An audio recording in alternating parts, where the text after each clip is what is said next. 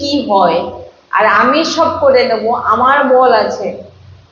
তাহলে তার গতি কি হয় সে সব কিছু জানতে পারে, সব কিছু আছে, খালি শুনতে হবে আমাদের আর ধারণ করতে হবে। ওই যে বললাম, ওই একটি চরিত্র যদি আপনি মানে শুনে নেন, দ্রৌপদীর যে লীলা এই যে করেছেন, যদি আপনি শুনেন, এইটা শুনলেই আপনার মনে হবে যে এইটাই যদি আপনি ধারণ করতে পারেন যে না, এবার থেকে যা কিছু হবে সব ভগবানের উপরে ছেড়ে দেবো, কারণ অন্তিম সময় যদি আপনাকে কেউ রক্ষা করতে পারে সে হচ্ছে ভগবান। অন্তিম সময় মানে কি, যে কোনো বিপদ বলুন, বিঘ্ন বলুন, শেষমেশ দেখুন আপনি ভগবানকেই ডাকবেন,